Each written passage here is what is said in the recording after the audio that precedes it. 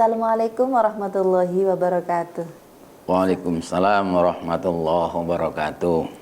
Selamat sore sahabat NU Cilacap Online dimanapun kalian berada.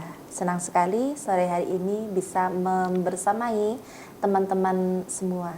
Nah, sore hari ini kita kedatangan tokoh yang sangat luar biasa, beliau Bapak Kiai Jamun Effendi. Assalamualaikum Pak Kiai. Waalaikumsalam warahmatullahi wabarakatuh. Sehat Pak Kiai? Alhamdulillah, sakundaripun sehat. Alhamdulillah Pak Kiai, pandanganipun.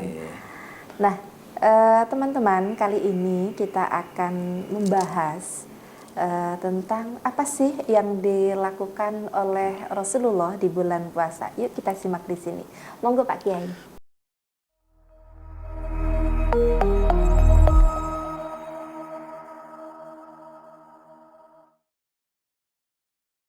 Baik, terima kasih. Assalamualaikum warahmatullahi wabarakatuh. Waalaikumsalam. Alhamdulillah, wasyukurulillah, la hawla wa la quwata illa billah. Wa qala Allah Ta'ala fi kitabil karim, a'udzu billahi minasyaitonir rajim. Ya ayyuhalladzina amanu kutiba alaikumus syiyam kama kutiba alal ladzina min qablikum la'allakum tattaqun. Wa qala idon walau anna ahlal qura amanu wattaqau la fatahna 'alaihim barakatim minas sama'i wal ard walakin kadzabu fa akhadnahum bima kanu yaksibun. Para pemirsa, terutama adik-adik kita barangkali yang sedang menunggu saat-saat berbuka puasa dimanapun berada yang saya cintai banggakan, para pemirsa, Bapak Ibu juga yang berbahagia. Alhamdulillah hari ini kita berjumpa kembali dalam rangka untuk bersama-sama ikhtiar meningkatkan keimanan, ketakwaan kita kepada Allah Subhanahu wa taala. Ingin kami sampaikan bahwa Allah Subhanahu wa taala berfirman di dalam surat Al-A'raf ayat 97. A'udzubillahi minasyaitonir rajim. Walau anna ahlal qura amanu wattaqau la fatahna 'alaihim barakatim minas sama'i wal ard. Seandainya penduduk suatu negara, suatu provinsi, suatu kabupaten beriman dan bertakwa, maka Allah akan bukakan pintu keberkahan baik dari langit maupun bumi. Ini momentum yang sangat luar biasa, puasa Ramadan, di mana Allah Subhanahu wa taala di bulan Ramadan ini adalah menurunkan keberkahan, menurunkan rahmat, karena kita kenal bulan Ramadan adalah syahrul rahmah, syahrul azim, syahrul maghfirah, syahrul mubarak. Bulan Ramadan adalah bulan yang penuh rahmat, bulan yang penuh barokah, bulan yang agung, dan bulan yang betul-betul akan menjadikan kita sebagai hamba-hamba Allah yang muttaqin. Sebagaimana difirmankan Allah dalam surat Al-Baqarah ayat 183, A'udzubillahi minasyaitonir rajim. Ya ayyuhalladzina amanu kutiba alaikumus syiyam kama kutiba alal ladzina min qablikum la'allakum tattaqun. Bahwa salah satu ending daripada puasa ini adalah agar kita semuanya menjadi hamba Allah yang bertakwa. Kalau sudah sampai bertakwa ini, makna yang luar biasa. Jaminan Allah itu la fatahna 'alaihim barakatim minas sama'i wal ard. Jadi ketika kita bisa melaksanakan puasa dengan imanan wahtisaban, di mana Allah akan memberikan ampunan. Ketika Allah sudah memberikan ampunan, maka kita menjadi orang yang takwa, maka tidak ada kata lain kecuali Allah akan membukakan pintu keberkahan dari langit dan bumi. Hanya kadang-kadang, terutama ini kaula muda ya, terutama puasa-puasa ngerumpi-ngerumpi ya, kemudian mata kemana, pikiran kemana. Lah ini yang perlu kita perbaiki bersama-sama. Bagaimana cara kita memperbaikinya? Maka mari kita bersama-sama mensimak apa yang Rasulullah Muhammad SAW lakukan selama bulan puasa, yang ini semuanya nanti endingnya adalah la'allakum tattaqun. Nah, saya kira ada poin-poin penting yang insya Allah bisa kita lakukan Yang pertama, ketika kita masuk bulan Ramadan, maka Rasulullah Muhammad SAW adalah selalu mengakhirkan sahur. Ini kan siapapun bisa. Bahkan mungkin sekarang siapa sih yang tidak ingin sahurnya berakhir ya, Mbak Nelly ya? Kalau dulu waktu saya kecil tahun 70-an, iya. Jam 12 itu udah bangun, sahur, masjid, musola semuanya beduk, bunyi, semuanya dibangunin untuk sahur. Setelah sahur tidur lagi. Subuh aja kerainan. Bahasa Jawanya boro-boro bisa meningkat iman takwanya, baru saja jam 8 sudah habis energinya. Nah ini alhamdulillah setiap tahun ada ikhtiar kita untuk melakukan pencerahan dengan melalui ceramah-ceramah keagamaan, kajian-kajian Islam, termasuk yang kali ini diadakan oleh NU Online. Mudah-mudahan ini sangat bisa membantu bagaimana kita bisa memaksimalkan bulan Ramadan 1446 Hijriah. Amin. Di antaranya yang pertama adalah kita akan selalu mengikuti jejak yang dilakukan oleh Rasulullah Muhammad SAW. Apa yang pertama yang beliau lakukan selama bulan puasa ini adalah takhirus sahur, mengakhirkan sahur. Jadi mengakhirkan sahur ternyata ini adalah diperintahkan oleh Rasulullah Muhammad SAW. Di samping ini akan punya dampak positif. Nah, ternyata kalau saya pelajari kenapa dulu jam 12 sudah sahur. Ini memang semacam strateginya para kolonial, para penjajah. Karena umat Islam kalau untuk tidak berpuasa pasti nggak mau. Tapi bagaimana umat Islam puasa akan tapi tidak produktif. Nah ini strateginya mereka kayak gitu. Ya penjajah. Bagaimana supaya umat Islam kalau umpamanya nggak boleh puasa atau nggak perlulah puasa buat apa? Toh juga nanti kita sore makan, pasti akan ngamuk. Tapi strategi mereka itu udahlah sekarang sahurnya nggak usah ini. Sahurnya pokoknya kalau jam 12 bangun sahur-sahur. Akhirnya apa? Umat Islam selama bulan puasa itu nggak produktif sama sekali. Karena apa? Dalilnya itu adalah naumus shaimi khairun. Bahwa puasanya orang yang sedang puasa itu lebih bagus dari ibadahnya orang ini. Lain yang kemudian terus diinikan. Makanya dulu kami ingat begitu bulan puasa ya sudah istirahat total. Nah, alhamdulillah ada pencerahan. Wong puas apa tidur saja diberi pahala, apalagi kita bekerja. Kan kayak gitu logika berpikirnya. Nah, makanya ketika kita baca bahwa Nabi ternyata di situ adalah membiasakan takhirus sahur, sebetulnya ada kandungan. Supaya apa? Supaya di satu sisi kita melaksanakan puasa dengan baik, tapi di sisi lain masih produktif. Karena apa? Sahurnya di akhir. Ya minimal kalau biasanya itu ya kalau sekarang subuhnya umpamanya jam 4:30 ya minimal 1 jam sebelumnya sudah bangun, sudah sholat malam, kemudian kita sudah membaca Quran, kita sudah mungkin mengamalkan amalan amwil dan yang lain. Setelah itu baru sahur. Maka sebelum imsak diusahakan kita sudah selesai. Nah sering muncul pertanyaan, bagaimana Pak Jamun atau Pak Kiai, Pak Ustadz, saya itu bangunnya kerainan. Ternyata sudah imsak, apakah masih boleh? Masih. Asal belum subuh. Masih, asal belum subuh. Hanya ini ibarat sudah warning, sudah lampu kuning. Jangan sampai akhir dari ibadah sahur ini ketabrak waktu subuh. Makanya kemudian ada ikhtiar. Walaupun juga kadang-kadang ada yang setuju, ada yang tidak. Nggak perlu imsak. Kalau imsak kan berarti kita sudah berhenti. Nyatanya masih boleh minum. Nah ini sebagai, kalau di traffic light itu kan ada kuning, nah ini sudah warning. Artinya apa? Ini sebentar lagi loh, 10 menit lagi sudah masuk subuh.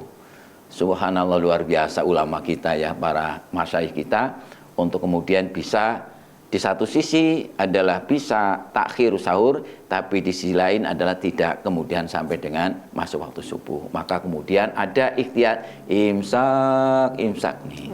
Ini yang pertama yang dilaksanakan oleh Rasulullah Muhammad SAW. Yang kedua adalah sahur walaupun hanya sedikit. Nah, ya. Jadi kadang-kadang ada seorang ibu mungkin malas bangun, lah enggak udah nggak sahur lah, saya udah kenyang ini, apalagi dan inilah. Jadi malas. Padahal kalau kita ingin mendapatkan nilai plus dari puasa ini adalah sahur. Walaupun hanya lukmatan, walaupun hanya satu kali ya suapan, atau bahkan hanya sekedar seteguk air. kalau kita niatkan untuk bersahur adalah sudah mendapatkan pahala dari Rasulullah Muhammad SAW. Maka di situ disebutkan tasaharu fa inna fi sahur barokah. Maka sahurlah karena sungguhnya di dalam sahur itu terdapat barokah. Kalau memang yang apa ya, anak muda sekarang itu kan biasanya ini sekalian lah sebelum tidur sahur, makanya diniatin sahur, boleh nggak itu? Sebetulnya bahwa kata-kata sahur itu kan biasanya itu sudah nisful lail, separuh dari malam. Kalau masih isya, itu namanya makan malam. Makan malam, maka minimal itu nisful lail ke sana. Nisful lail. Masalahnya kan mereka itu biasa kalau malam-malam itu suka mabar ya sampai lewat jam 12. Betul. Nanti daripada nggak bangun pas sahur, sekalian makan lah. Gitu. Boleh, kalau sudah nisful lail boleh diniatkan sahur. Hanya tadi bahwa sahurnya mungkin dapat pahala, tapi bahwa ketika diakhirkan itu dapat pahala plus. Sahur dan diakhirkan. Nah, itu bedanya hal yastawil ladzina ya'lamuna wal ladzina la ya'lamun. Apakah sama orang yang tahu dan tidak? Pasti tidak. Karena apa? Ketika kita sama-sama sahur, ya, tapi di situ tidak diakhirkan, ya dapat pahalanya sahur, hanya tidak mendapatkan nilai plus. Karena dua nilai plus ini, yang pertama, ketika sahurnya diakhirkan, maka jam 9, jam 10 masih fresh, masih kuat, kerja masih oke. Tapi ketika jam 12 atau jam 1 sahur, apalagi tidur lagi, maka bangun tidur sudah habislah energinya. Nah, itu. Ini yang dua ya, Manili ya. Masih banyak ini ya, sebetulnya ada 17. Tapi saya sampaikan mungkin ya maksimal 5 lah ya, karena ini waktunya juga terbatas. Yang ketiga adalah ajak teman makan sahur. Ini makanya budaya kita itu begitu jam 3 biasanya. Kalau dulu jam 12 itu sudah jadul lah ya, sudah kita tinggalkan. Karena ini adalah hasil provokasi dan rekayasa penjajah supaya kita tidak produktif. Nah sekarang alhamdulillah jam 3 sudah lumayan lah. Sudah sepertiga malam, itu juga termasuk sa'atul mustajabah, di mana doanya dikabulkan Allah Subhanahu wa taala. Kita manfaatkan untuk membangunkan. Baik itu melalui medsos, kemudian melalui alarm, melalui keliling ya, kentongan. Itu sebetulnya apa? Dalam rangka kalau kita tahu ilmunya, oh ini ternyata adalah sedang melaksanakan sunnah Rasul. Karena apa? Membangunkan teman-temannya, membangun keluarganya. Kalau selama ini kan kita yang penting asal jalan saja. Sekarang mudah-mudahan setelah tahu ilmunya diniati bahwa ini dalam rangka melaksanakan sunnah Rasulullah Muhammad SAW. Nah, di samping mereka bangun, terima kasih karena tadinya mau keraina nggak jadi, kemudian kita niatkan untuk mengikuti sunnah Rasul. Kemudian selanjutnya yang keempat adalah kurangi tidur dan perbanyak zikir. Nah ini. Jadi kurang tidur, bukan malah bulan puasa untuk tidur, terus malam sudah full, siang sudah full, nah tidak.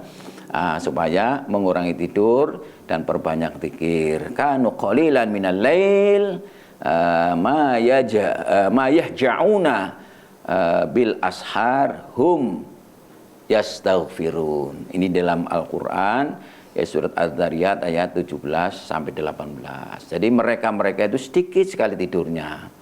Akan tapi di sana adalah banyak bangun malam di saat sahur untuk apa? Yaitu hum yastaghfirun, untuk selalu memohon ampun kepada Allah Subhanahu wa taala. Nah, jadi nggak sahur-sahur dong ya? Ya, enggak. Menyempatkan sholat betul sekali, betul sekali. Apalagi kita kalau usianya mungkin masih SMP, ya cukuplah sholatnya sholat. Tapi ketika sudah dewasa, apalagi punya anak, ini harus mulai ditambah volume ibadahnya. Di antaranya adalah sholat malam. Kemudian kita memperbanyak istighfar kepada Allah Subhanahu wa taala. Yang terakhir, saya kira yang kelima adalah menjaga lidah selama berpuasa. Jadi kadang-kadang tadi saya sampaikan puasa, tapi lidah kemana gitu kan, mata kemana. Sehingga di situ muncul sebuah hadis ya, hadisnya adalah hadis qudsi. Qala Allah Subhanahu wa taala, kullu amal ibni Adam lahu illa as-siyam, bahwa seluruh amal ibadahnya anak Adam di dalam bulan puasa adalah untuk yang bersangkutan.